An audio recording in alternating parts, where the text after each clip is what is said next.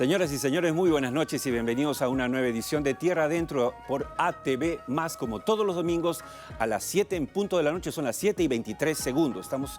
Estamos en vivo, en directo como siempre. Recuerden que el programa se repite a las 9 de la noche. Mi nombre es Oscar Díaz, los acompaño a la siguiente hora. Gracias por estar con nosotros desde hace 5 meses en esta casa que es una casa noticiosa ATV+. Hoy tenemos un programa muy especial porque además es la edición de Fiestas Patrias, obligado.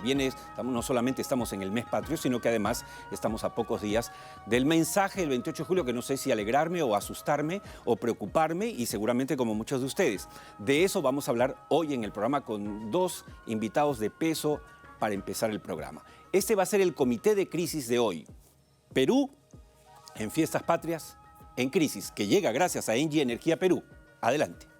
Engie Energía Perú es una de las principales empresas de generación de energía eléctrica del país y actúa para acelerar la transición hacia una economía carbono neutral. Engie, 25 años generando la energía que acompaña al Perú.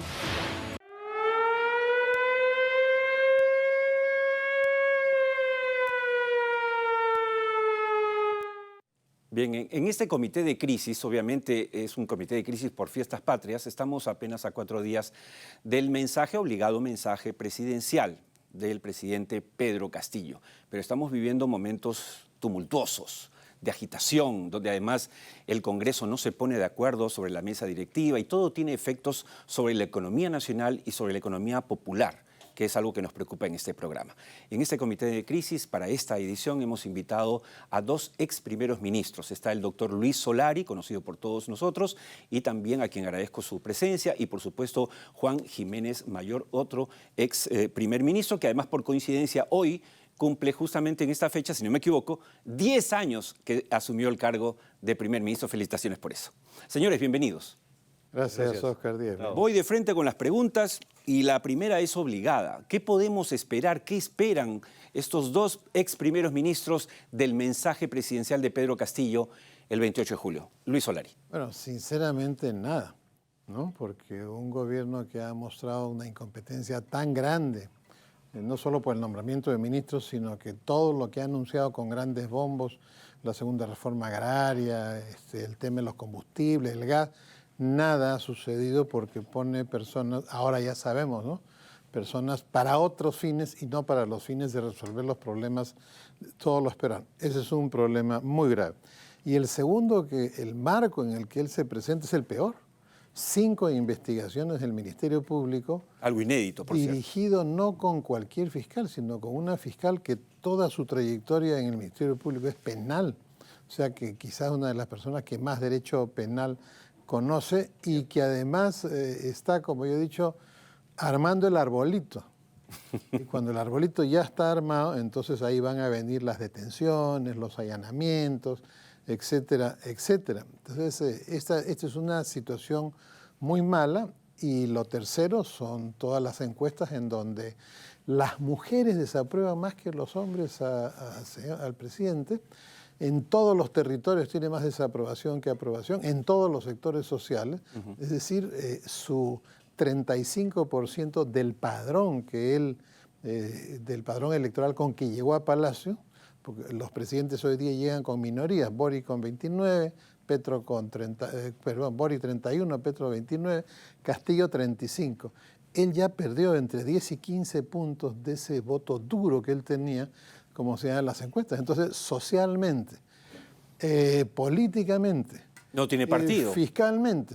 Entonces, tiene un momento político muy malo. Entonces, claro. Es por eso que el gobierno va a hacer cualquier cosa para poder tener la mesa directiva del Congreso, porque sigue pensando que es el único escenario donde lo podrían retirar del gobierno. Y ya sabemos hoy día, por los brillantes juristas que hay en el Perú, como Juan Jiménez, que hay otras posibilidades, ¿no es cierto?, para que eso suceda. Además, sí, todos sabemos que si sale un escándalo de corrupción que sea tan duro y tan tremendo, no dura pues 48 horas con todas las carátulas y todos los noticieros repitiendo y repitiendo. Claro, de eso vamos a hablar porque hay un artículo muy interesante del ex procurador Azabache sobre el tema. Sí, los presidentes en el mundo no se van por incompetentes, se van por escándalos, corrupción, mujeres, droga.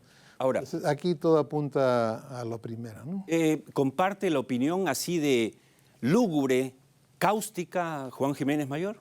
Sí, yo creo que estamos en un momento de crisis en el Perú y, digamos, el 28 de julio para los peruanos es un día especial, es un día en donde todos miramos la política y miramos al presidente que tiene que rendir cuentas de lo que ha hecho durante un año y también ofrecernos la visión que tendrá para el siguiente año.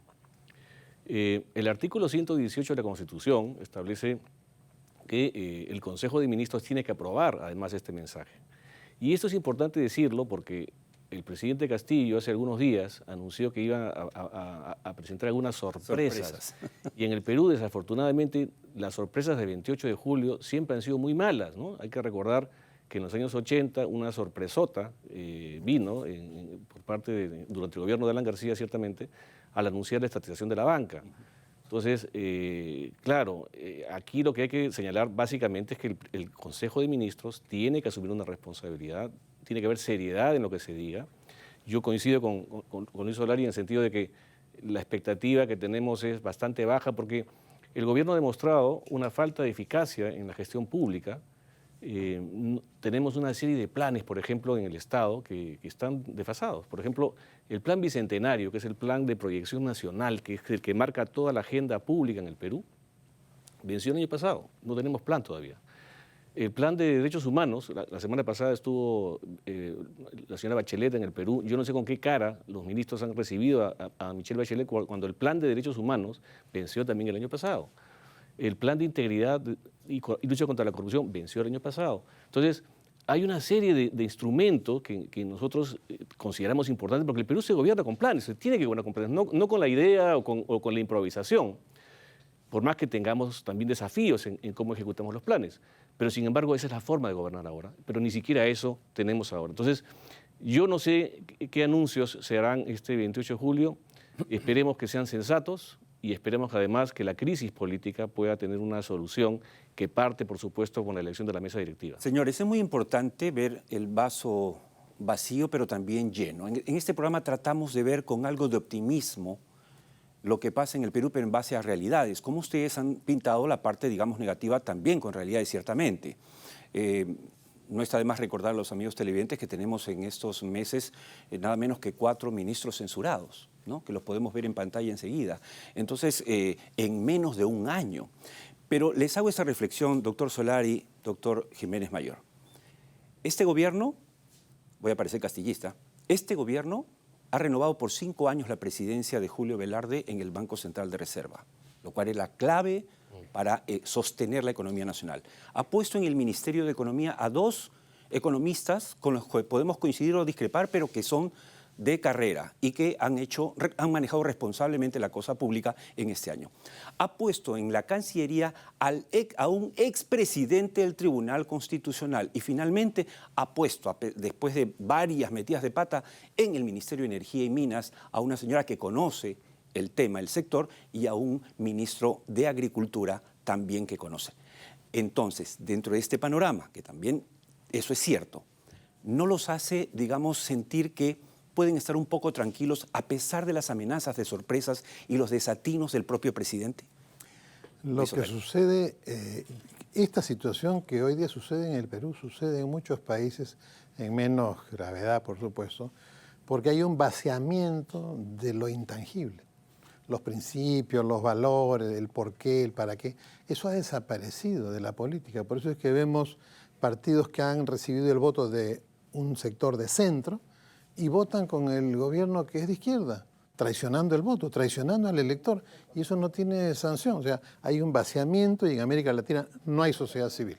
Cuando no hay sociedad civil, el Estado hace lo que le da la gana. Entonces, los intangibles en economía son el alma. La confianza, la proyección a futuro, la predictibilidad, estos elementos claves. ¿Qué es lo que, cuando alguien compra un banco, qué es lo que más cuesta?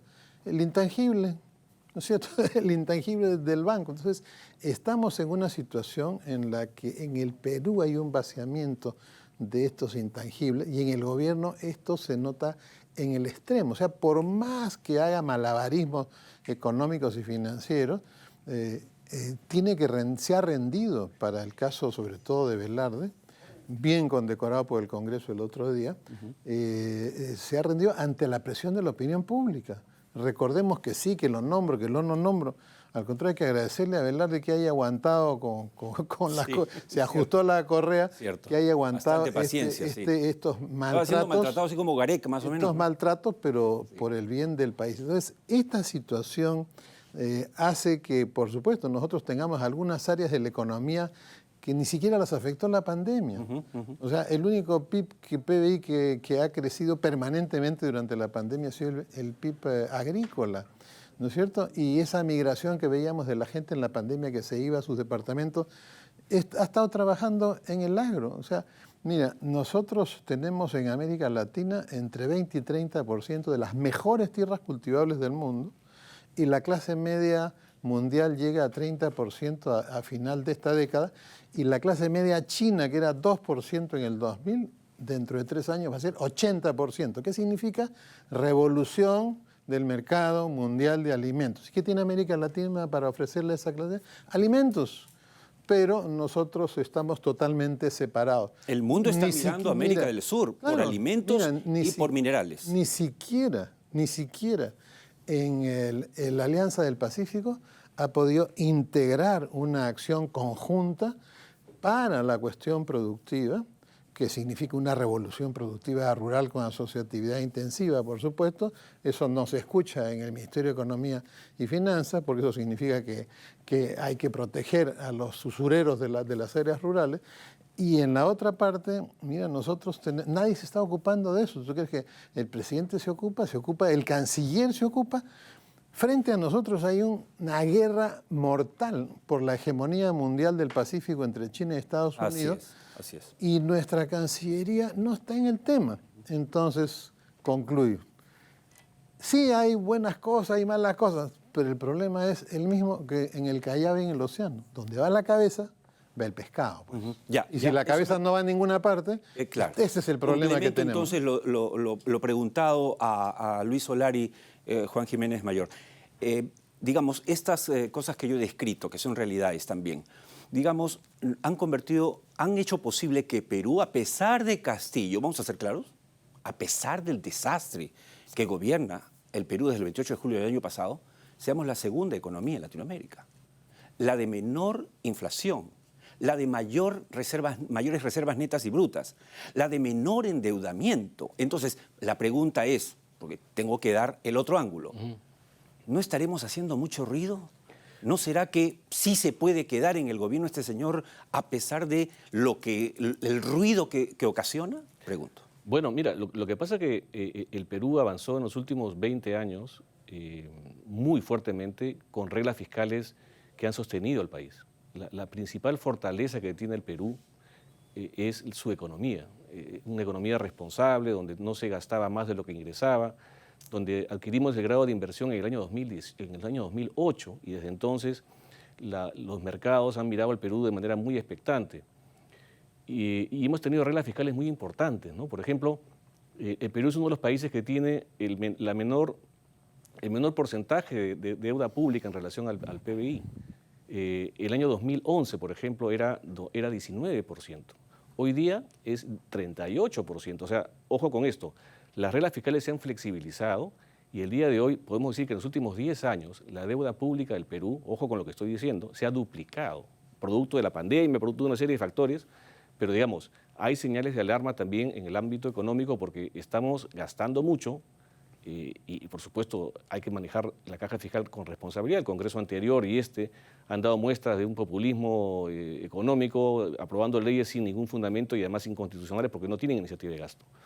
Pero volviendo a tu pregunta, ciertamente yo creo que el gran problema que tiene el gobierno, por más personajes o por más funcionarios destacados que pueda tener, que son contados con los dedos de la mano, es la falta de confianza. O sea, la gente no puede confiar en un gobierno y en un presidente, como dice Luis Solari, que ha sido tan errático en este último año, o en este año de gobierno, expresando, digamos, dañando las instituciones, afectando la manera de gobernar el Perú, no dándole dirección al Estado. Este es un gobierno que no tiene dirección, no sabemos hacia dónde va. Entonces, y supuestamente tenemos una política general de gobierno aprobada el año pasado que no tiene ningún correlato En en la el realidad. gobierno en el que usted fue presidente del Consejo de Ministros se hablaba de que estábamos en piloto automático. Hoy estamos en piloto automático. Sin duda, Hoy sí sin estamos duda, en piloto automático. sin duda. Y claro, felizmente la economía tiene tantas fortalezas que está manejándose bien. El año pasado hemos roto el récord de exportaciones en el Perú. Y más allá de lo que puede hacer el gobierno, porque básicamente es el factor de la economía que se va moviendo de esta manera. Pero sin duda, como tú dices, a pesar del gobierno, la economía de alguna manera está... Es que hemos hecho la tarea correctamente los últimos 25 en muchos años, años más o menos. le ha costado mucho al Perú, a los peruanos. Así es. Yo quisiera conversar con ustedes una hora completa, pero este no es un programa político, se los dije al darles la bienvenida. Tenemos dos invitados de lujo, porque en este caso hemos invitado a dos ex primeros ministros no fallidos, sino exitosos, porque la idea es compartir esas opiniones. Permítanme hacerles preguntas más cortas para respuestas más cortas y sacar el máximo provecho a su presencia. Doctor Solari, ¿debe irse el presidente? ¿Debe ser vacado? ¿Esa es la solución? ¿Debe irse además con la vicepresidenta? Mire, eso es hacer un ejercicio cartomántico.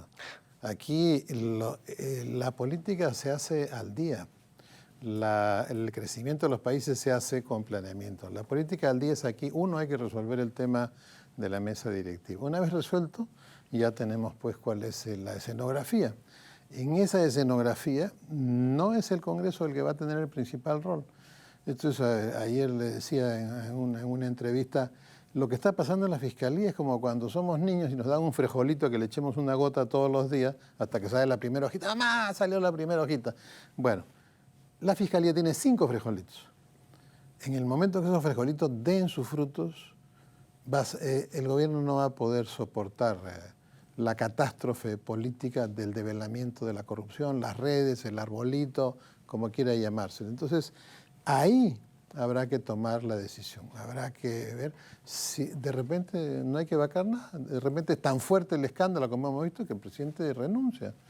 ¿Pero es la solución que salga el presidente? ¿No hay otra salida? No, lo que pasa es que esta clase de gobierno, como he dicho también en una entrevista, pero muy brevemente, primero aparecen los indicios de corrupción. Después están los rumores, se mezclan los indicios con los rumores. De ahí vienen las evidencias, de ahí vienen las fugas y al final viene el amponaje, las amenazas de muerte, el reglaje. Entonces, ¿a dónde va el amponaje? Solo tiene 2 caminos el amponaje. O se derrumban los gobiernos o se convierten en dictaduras.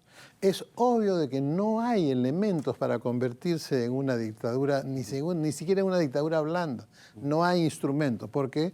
Porque llegó al Congreso con 7% del padrón. No hay forma de que haga una dicta blanda. No, lo que yo decía al principio del gobierno cuando decían que iba a cambiar la Constitución, no es que no quiera, no puede, simplemente no puede declarar el día de la bicicleta, por favor. Si no puede irse a dictadura, es obvio que la historia natural de la enfermedad es que se vaya la fiebre, que uno se sienta mejor como en el COVID, ¿no? Entonces, bueno, la historia natural de esta clase de gobierno es que se derrumben. Y Juan Jiménez Mayor piensa que la única solución para la crisis es la salida del presidente y su vicepresidenta, ¿o ve otras salidas?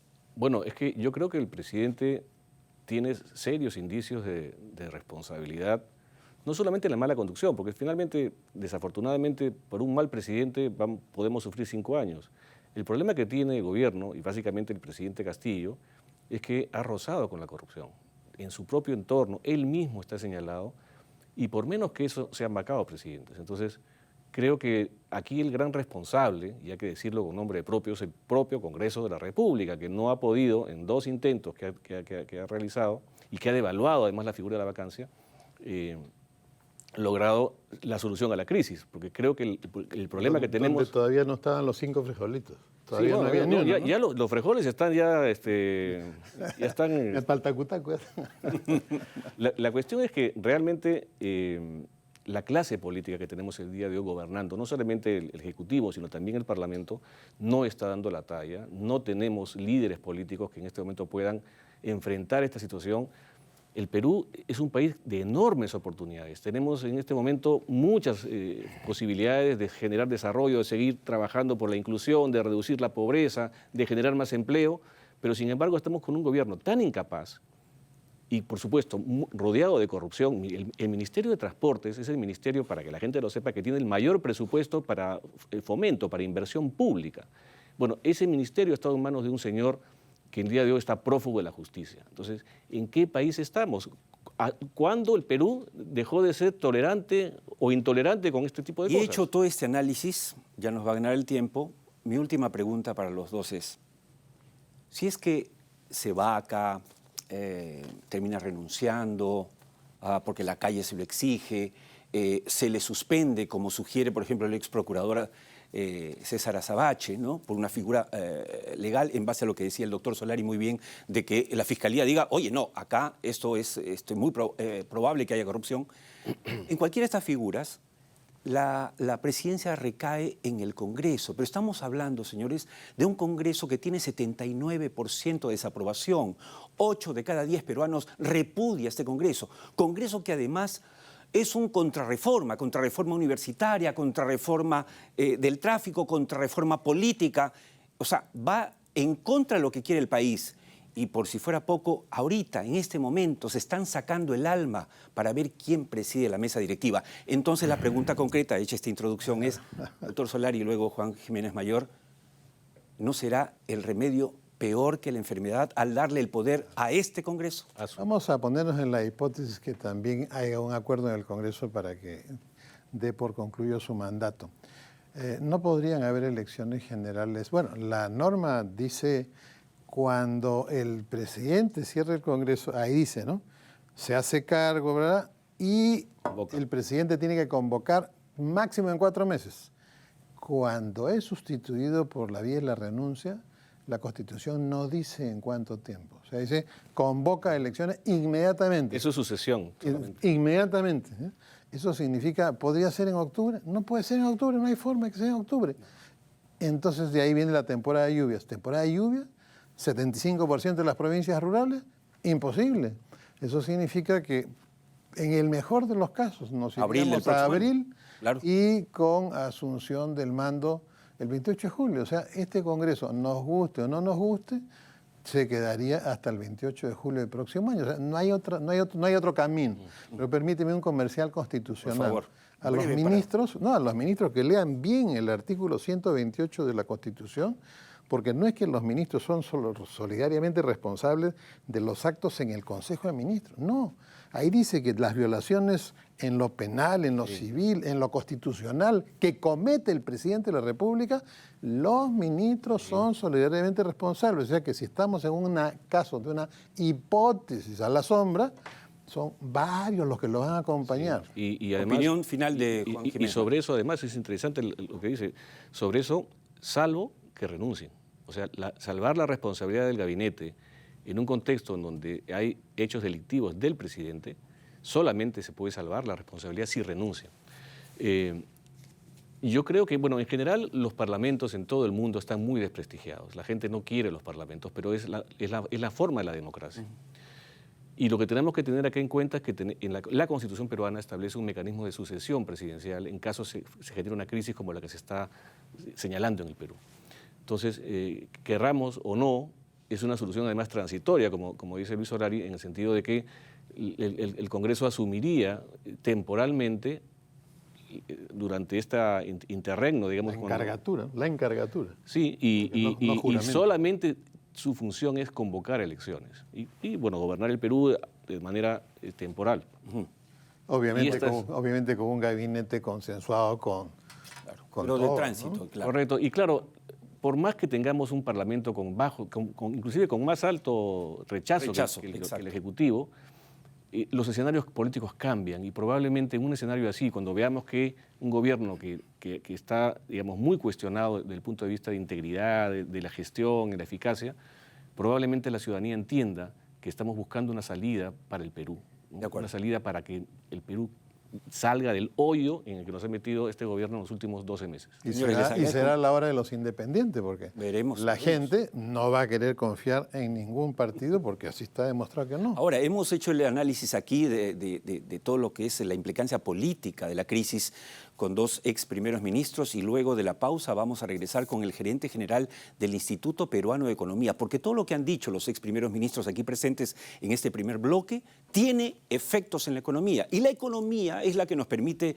el sustento a todos y cada uno de ustedes, amigos televidentes, en cualquier parte del Perú. Así es que gracias a ustedes por haber estado con nosotros. Será hasta otra ocasión. Gracias. Nos vamos con la bolsa de trabajo, una breve pausa y regresamos con el gerente general del IPE para hacer un datos duros pero muy especial. Volvemos.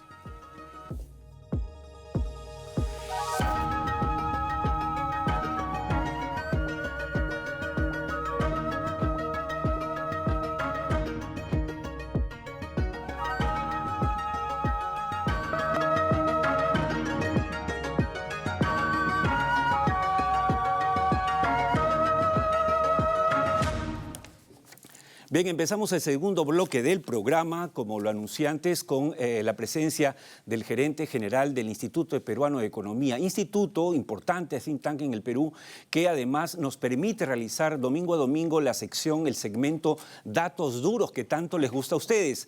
Y es que allí ya no hablamos de opiniones, cosas subjetivas, que a veces la política nos lleva por esos caminos, sino en base a datos contrastados con la realidad que nos permiten leer mucho mejor lo que está pasando. Bienvenido al programa, Diego. Gracias por la invitación, Oscar. Encantado.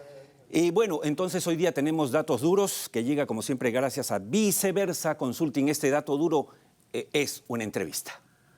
Las empresas de hoy necesitan mantener buenas relaciones con las comunidades y reducir los posibles impactos ambientales de sus operaciones. Por eso y para eso, desde hace 22 años, Viceversa Consulting Gerencia Soluciones.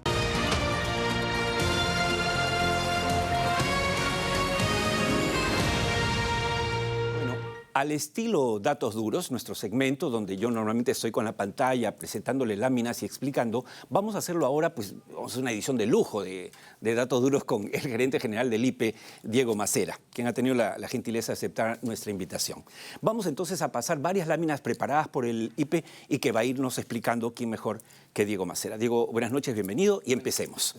En la primera lámina nos habla del crecimiento del PBI y de la demanda interna. Hablamos de un crecimiento anual del PBI que fue de 3,7% en abril. ¿Qué nos dice este cuadro? Y quizás más interesante todavía el 3,8% del primer trimestre del año pasado, con una demanda interna, que es excluyendo exportaciones, importaciones, de 5,5% para abril y 5,3% para el primer trimestre de este año, lo cual te habla de una economía que todavía ha estado en proceso de recuperación, con cierta inercia por lo menos en la primera parte de este año, y con un sector, vamos a ver más adelante, de consumo todavía bien activo, ¿no? Entonces, ha habido una recuperación económica, ¿no?, que se sintió obviamente durante el año pasado, ¿no?, durante el 2021, y ha seguido todavía parte de esa fortaleza, sobre todo vinculada a consumo en el primer trimestre de este año. La segunda lámina nos habla del crecimiento del PBI por sectores económicos. Quizá eso nos ayude también. Aquí empezamos a tener un poquito más de matices. Así es. Y acá separamos normalmente primario de no primario. ¿Qué significa primario? Son los que están vinculados a pesca, a minería, a hidrocarburos, ¿no?, y a manufactura relacionada a estos sectores. No primario más bien es, ¿no?, construcción, comercio, servicios. Y acá lo que podemos ver es que ya vamos por lo menos al primer trimestre del año pasado, ya teníamos 2 trimestres consecutivos de caída del sector primario, principalmente por los problemas que ha habido en el sector minero. Claro, hablamos de las bambas, paralización Cuajone, de las bambas, etcétera. de Cuajone, ha habido otros problemas en Ancash, ha habido problemas en Ayacucho. Y siendo la minería un sector importante, con un peso muy gravitante en la economía. Y eso nos ha costado bastante, sobre todo, y esto es la parte más triste de repente, sobre todo en un momento de buenos precios, ¿no? Es donde no hemos podido no solamente producir, sino dar la imagen de que somos un país atractivo para la inversión. Hay una lámina que es la 5, que quisiera que la muestren. Nos habla del índice de expectativas de economía a 3 meses y precios de exportación, señor director. Aquí lo que vemos es que hay desconfianza del empresariado y que hace que caigan las expectativas. ¿Puedes explicar? Sí, en la línea roja lo que podemos ver son las expectativas a 3 meses de la economía. ¿Ya? ¿Qué cosa, cuando se les pregunta a la gente, a los inversionistas, qué cosa esperan que pase, están optimistas o están pesimistas? Ahora, con los últimos registros, fíjense, esto va desde el 2009, pero podríamos ir más atrás todavía. Desde que tenemos registro no hemos estado tanto tiempo con expectativas negativas. Llevamos ya más de un año con expectativas negativas. Y este es quizá, yo creo, el coincide con el gobierno, con el tiempo del gobierno. Sí, coincide, de hecho, con la primera vuelta del año pasado. Y yo creo que este es quizá el legado más negativo, lo más nocivo que puede estar dejando la actual administración, es esta sensación de pesimismo que se está instalando en la economía. Cuando teníamos un país muy optimista, no solamente por el fútbol, sino, por ejemplo, por el crecimiento económico, a pesar que se ralentizó, obviamente, como en todo el mundo, por el COVID. No, pero fíjate, cuando nosotros, y por eso es importante este gráfico, cuando nosotros teníamos buenos precios de exportación, cuando el cobre está, ahora ya ha bajado en las últimas semanas, sí, pero cuando teníamos el cobre el año pasado, la primera parte de este año, por encima de $4 la libra, es cuando el Perú tenía que aprovechar, ¿no?, para sacar pecho, poner inversiones, empujar proyectos, ¿no? Y es lo que no hicimos, ¿no? Y ahora no solamente nos va a pasar factura lo que resta del año, sino probablemente nos va a pasar factura en el largo plazo. Ahora, pero Perú es un país de contradicciones no solo políticas, sino también económicas. El siguiente cuadro nos muestra los ingresos corrientes del gobierno central. Y lo que uno ve es, oye, estamos muy bien, pero ¿cuál es la verdad? A ver, esto tiene dos componentes. Primero, vamos a explicar un poquito lo que tiene el gráfico. Esto es cuánto se recaudó de enero a abril en los diferentes años, del 2003 al 2022. Y la línea púrpura, la línea que está más arriba, son los ingresos reales, ¿no? O sea, descontando efecto de inflación. ¿Qué cosa es lo que tenemos acá? Es que durante el 2022 hemos tenido un récord casi absoluto en recaudación tributaria, ¿no? De estar más o menos alrededor de los 50.000, 60.000 millones de soles, hemos pasado a 77.000 millones de soles durante estos meses. Eso dice la salud de la economía peruana es fenomenal. Hay una parte que es cierta, que es lo que decíamos al comienzo, ¿no? El consumo, la demanda interna, ¿no?, está creciendo a tasas bastante saludables, bastante sólidas. Pero buena parte de esto es también los buenos precios de los minerales. Okay. Y ahí es donde quizá hemos debido aprovechar más, porque además esto ya no lo vamos a tener tanto durante la segunda mitad del año y quizá mucho menos el próximo año. Vamos a ver cómo evoluciona esto, porque ya los precios están cayendo. Por un lado, eso nos beneficia, no el del cobre, ¿no?, sino el del resto de commodities, petróleo, maíz, trigo, ¿no?, porque esperemos que la inflación empiece a ceder en lo que resta del año. Pero, por supuesto, la caída del precio del cobre va a empujar también a la baja la recaudación tributaria. Y, perdón, y hay una cosita muy chiquita. Ya no se escucha tanto a la gente decir, mira cómo la minería no paga impuestos. Sí. Porque lo que hemos tenido en los últimos 6 meses ha quedado clarísimo, ¿no?, por qué es adecuado el sistema tributario que tenemos actual en la minería. Cuando los precios son altos, esto es lo que pasa. Y eso explica de alguna manera, digo yo, es mi lectura personal, por qué este gobierno tildado de izquierda hace un año no ha hecho ninguna variación en la carga tributaria de la minería. Yo creo que inteligentemente, o sea, hay cierta razonabilidad que hay que rescatar, y es lo que decía en la primera parte con los invitados. Ahora, sin embargo, el tema del trabajo, de las remuneraciones, sigue siendo un tema delicado y precario. Eso nos muestra la siguiente lámina, señor director, cuando hablamos de los ingresos laborales en zonas urbanas. Por favor, cuéntanos. Yo creo que esto es lo más delicado que tenemos, que no es solamente un asunto social, es un asunto económico, es un asunto político. Lo que tenemos acá es la diferencia en ingresos laborales, ¿no?, de las personas que viven en zonas urbanas, que son la mayoría del Perú, ¿no?, entre lo que teníamos prepandemia, ¿no?, fíjense, 2020, un poquito antes, hasta lo que tenemos ahora. Entonces, acá está pues el golpe del COVID, se ve bien claro, y luego un proceso de recuperación, ¿no?, hasta la última cifra que tenemos disponible a marzo de este año. Sin embargo, estamos todavía lejos de recuperar lo que teníamos antes. La prepandemia. Ya, una parte se debe al efecto de la inflación, ¿no? Y otra parte, quizá lo central, se debe a que el mercado de trabajo no se ha terminado todavía de recuperar. Si uno ve el empleo formal, planilla, eso está ya a niveles iguales o por encima de lo que se tenía en la prepandemia, sobre todo en el sector agro, ¿no? Y mencionaba, creo que el señor Solari, ¿no? Que el agro ha sido de los pocos que mantuvo crecimiento. Eso lo podemos ver en planilla. Pero si uno va a la parte ya de independientes e informales, que es la mayoría de la población que trabaja en el Perú, ahí los ingresos todavía están muy resentidos, están 12-13% por debajo de lo que tenían en prepandemia. Eso es un montón y no lo vamos a reactivar en la medida en que no tengamos un entorno adecuado para promover más inversiones. Ahora, sin embargo, y nuevamente las contradicciones, pero los cuadros que nos enviaste esta semana y que hemos rescatado solo algunos por el tiempo, son estupendos, muy decidores. Este, por ejemplo, el de la generación eléctrica, nos habla de que, y lo hemos hablado en este programa en varias ocasiones, gracias a Dios, no sé, Dios es peruano, dicen, sigue creciendo la demanda eléctrica, a pesar de todo. Sí, hay actividad económica. Ya, le hemos visto, como veemos la primera cifra, le hemos visto en el primer trimestre. Y además hay actividades, ¿no? Por ejemplo, manufactura, ¿no? Construcción, ¿no? Que siguen todavía ¿no? manteniendo un vigor de repente un poquito más alto del que habíamos esperado a comienzos de año. Mi preocupación está más bien qué cosas nos dicen las expectativas que veíamos hace un ratito sobre lo que va a pasar después.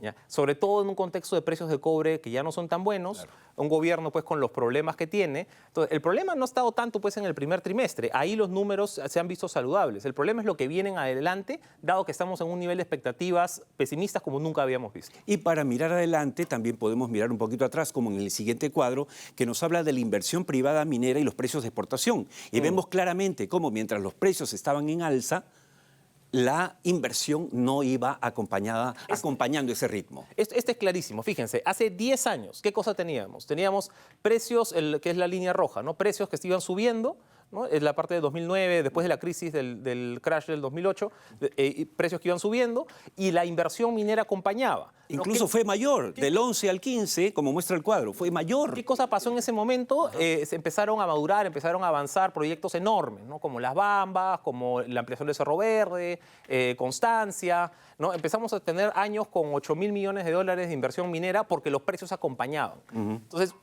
avanzamos 10 años, nuevo superciclo de commodities, volvemos a tener condiciones como para empujar proyectos, ¿no? que tenemos en cartera un montón, ¿ya? Y sin embargo, por lo tanto, se dispara la línea roja, pero ¿qué pasa con la línea azul? Nada.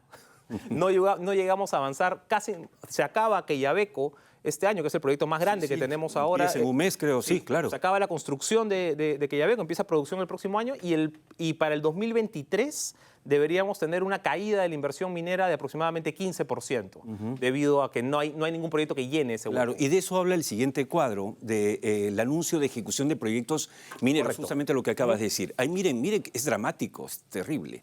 Porque acá estás comparando los dos superciclos. Correcto, son los dos momentos de buenos precios. Y cómo reaccionaron las inversiones y los proyectos. En el primer superciclo, 23 proyectos. En el de ahora, 5. Muchos de ellos que ya habían empezado de antes, ¿no? Y no es que no habían, uno diría, bueno, pues es que de repente no hay proyectos para hacer. No, había un montón de proyectos para avanzar, pero claro, la coyuntura política, recordemos, bien dijiste, ya no se avanzó más con el tema de la tributación minera, pero sí hubo un momento de discusión sí, claro. a fines del año pasado. Cierto.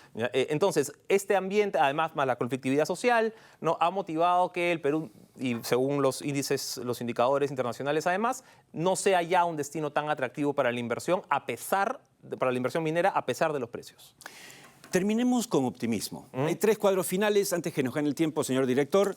El siguiente es Latinoamérica y la deuda pública bruta y neta. Y junto con Chile, Perú ostenta una de las deudas más bajas de la región. El Perú tiene todavía fortaleza macroeconómica envidiable.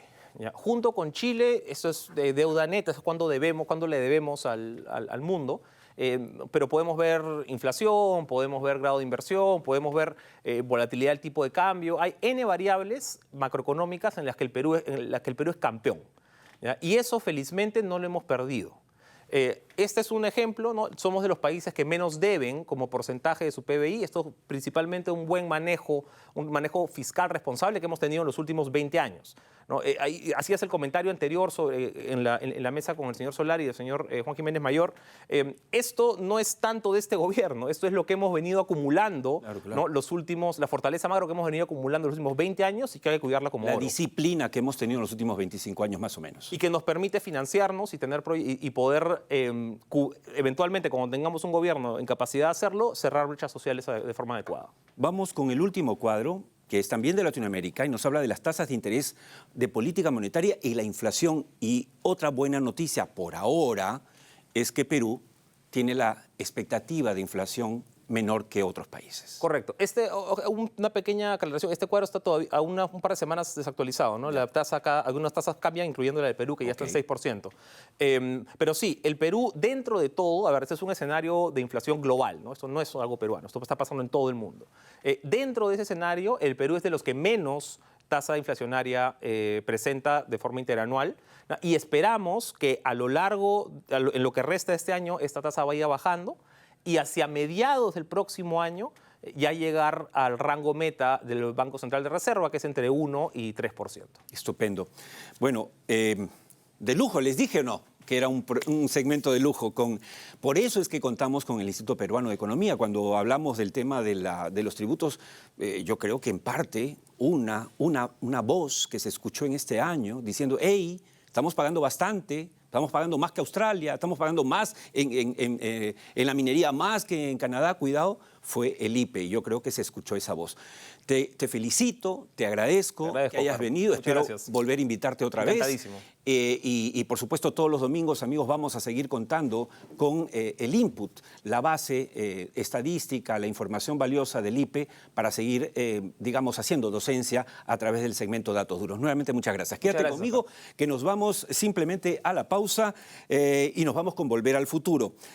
Ustedes han visto y ven cómo el delivery crece, pero también crecen los números de motos, ¿no? Pero parece que en poco tiempo, eso nos lo dice el segmento, las motos serán reemplazadas por los drones. Mejor. Nos vamos con eso, la pausa y volvemos en la última parte del programa.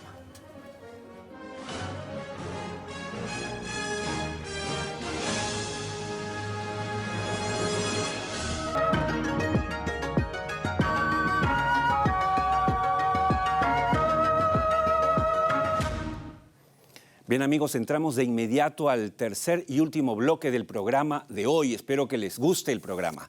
Tenemos algo de política también, economía, los cuadros interesantísimos y lo que viene también es muy interesante. Debo recordarles que todos los lunes en la tarde, a partir de la tarde, ustedes pueden buscar en YouTube o en Spotify el podcast Cara y Sello, que hacemos con José González, Juan Carlos Ruiz y quien les habla, para hacer un análisis en 15 minutos de lo que está pasando en el país desde el punto de vista político, económico y social. Se los recomiendo.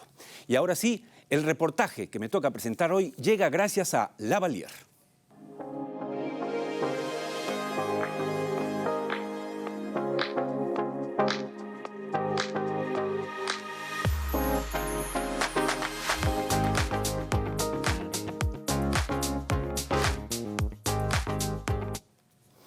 Si bien la fundición de La Oroya fue tristemente célebre por su grado de contaminación ambiental, en el polo opuesto se encuentra la fundición de Hilo de Southern Perú.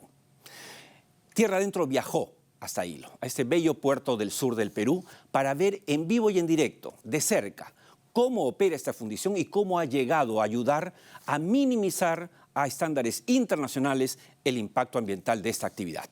Veámoslo.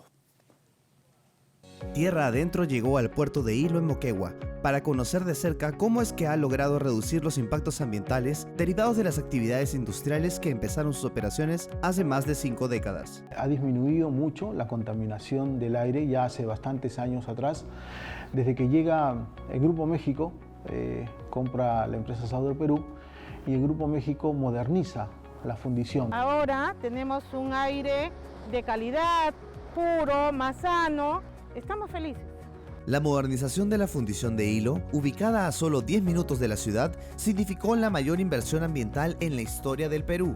con un desembolso de $600 millones como parte del compromiso de la empresa Southern Peru Copper Corporation con el Estado peruano a través del Programa de Adecuación y Manejo Ambiental, que se estableció en 1996 y concluyó 10 años después. La fundición que vemos ahora, la nueva fundición, fue comisionada en febrero del 2007. El corazón de la fundición es el horno IceSmelt.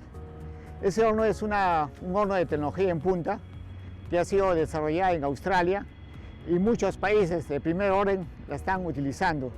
Llámese Australia, donde se creó esta tecnología, Estados Unidos, China, Alemania. Hoy es fácil comprobar cómo la nueva fundición de hilo ha sido diseñada para cumplir con las normativas ambientales más exigentes y así garantizar la seguridad operativa y bienestar en la población, que ha permitido reducir sustancialmente las emisiones al ambiente que produce la planta de dióxido de azufre principalmente, y que en la actualidad la planta puede capturar más del 95% de este dióxido de azufre, superando incluso los límites que exige la legislación, que es de 92%.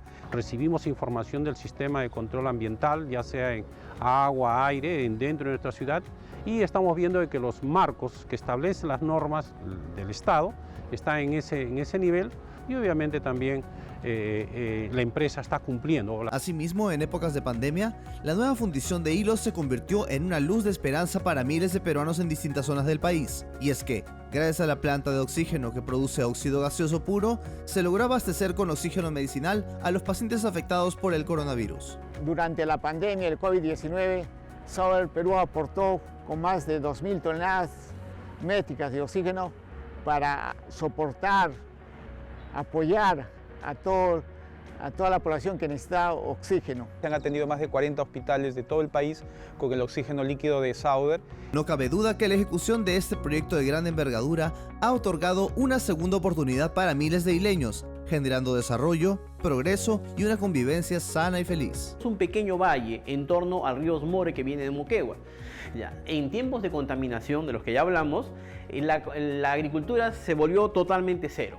Nada producía. Obviamente, al dejar de contaminar, empieza a producirse nuevamente. Acaban de recibir un grupo de olivicultores de hilo organizados, acaban de ganar 2 medallas de oro con aceite de oliva en Portugal y en Francia, ¿no? Con lo cual demuestra pues una gran producción y un mérito muy importante a nivel mundial. Gracias al ambiente que ha mejorado enormemente en nuestra provincia, se está desarrollando el tema, por ejemplo, pesca, el tema agricultura, el tema turismo y también lo que es el tema de los emprendimientos, ¿no? Actualmente, las costas de este importante puerto del sur peruano también gozan de aguas más limpias, gracias a un importante convenio entre la municipalidad y la empresa privada.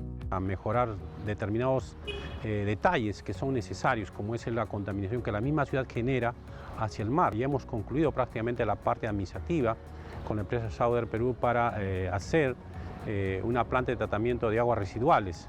Y esto es un aporte social de la empresa Southern hacia la ciudad, que está entre 100 a 120 millones de soles. Con esta planta de última generación que se está poniendo acá en la provincia, prácticamente estaremos teniendo unas playas limpias, mejorando nuestro malecón. Y además la empresa ha comprometido, para que sea viable el proyecto, a asumir la operación y mantenimiento de esta planta durante los próximos 30 años. De esta manera se pueda colaborar para que no se detenga el tratamiento de las aguas residuales y se tenga además con el agua tratada la oportunidad de forestar más áreas que lo requieren a nivel de la provincia, ¿no?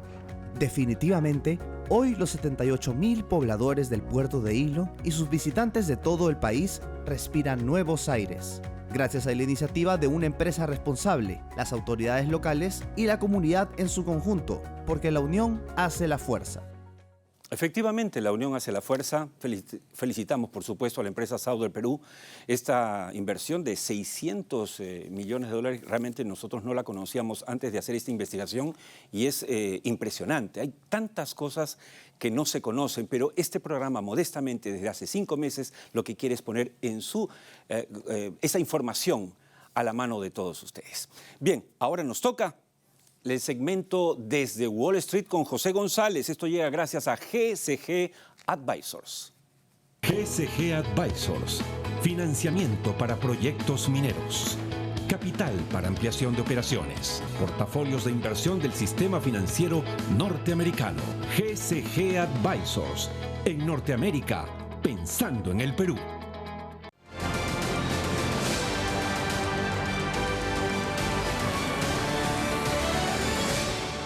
Hoy cerramos el programa con José González desde Nueva York. Tenemos 5 minutos clavados, José, pero tú te editas perfectamente. Primera pregunta. El preocupante aumento de la inflación y de la recesión, tanto en Estados Unidos como en Europa, ha obligado a las grandes mineras del mundo a empezar a analizar escenarios. ¿Dirías que, hablando en términos aeronáuticos, ellos avisoran vientos de cola a favor o más bien vientos en contra de la minería? En el corto plazo, Oscar, vientos en contra. Las grandes compañías mineras anuncian un mes antes de anunciar sus resultados corporativos, sus resultados operativos. Y Rio Tinto, BHP y Freeport-McMoRan lo hicieron esta semana. ¿Qué dice Rio Tinto? Que hay vientos en contra. ¿Cuáles son esos vientos que enfrenta la gran minería? Cuellos de botella en la oferta laboral, reducción en la demanda en China, corrección en las cotizaciones de los metales y el riesgo de una recesión global. A eso BHP le agrega, a lo que dice Rio Tinto, cuellos de botella en las cadenas de suministro y presión inflacionaria. Ambas compañías, sin embargo, esperan una recuperación en China el próximo año que podría revertir estos vientos en contra de los próximos 6 meses. ¿Qué dice Freeport, que es el productor de cobre más importante del mundo? Que el cobre ha caído 30%, hay que decir que esta semana se recuperó en 4% el valor a medidas para controlar la inflación, los cierres de COVID en China y las dificultades del sector inmobiliario en países desarrollados que demandan el cobre para la electricidad de los apartamentos.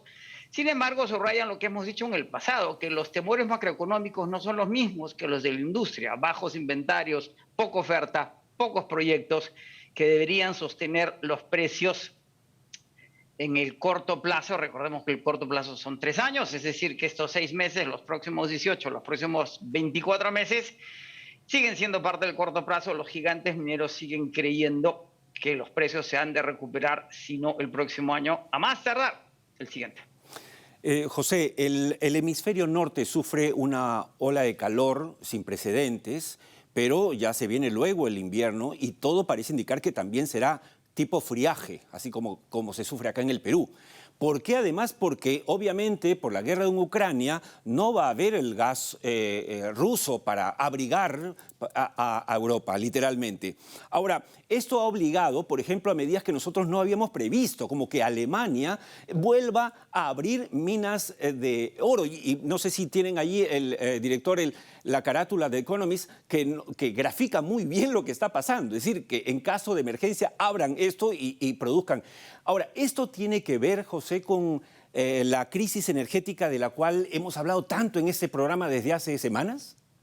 Correcto. Recordemos, Oscar, que la transición energética se fuerza por el calentamiento global. Necesitamos bajar la temperatura global entre 1 y 1,5 grados en los próximos, hasta el año 2035 y sistemáticamente después, para bajar este calentamiento que estamos grabando. Esta semana que está cerrando hemos llegado a temperaturas cercanas o por encima de los 40 grados centígrados, 44 en Londres, que están impeliendo a que el presidente Biden declare una emergencia climática para atender los problemas. Tenemos incendios casi espontáneos por los niveles de calor en Europa y los Estados Unidos que están agravando la crisis. ¿Por qué tenemos esta crisis energética? Porque la transición es donde se está dando el problema.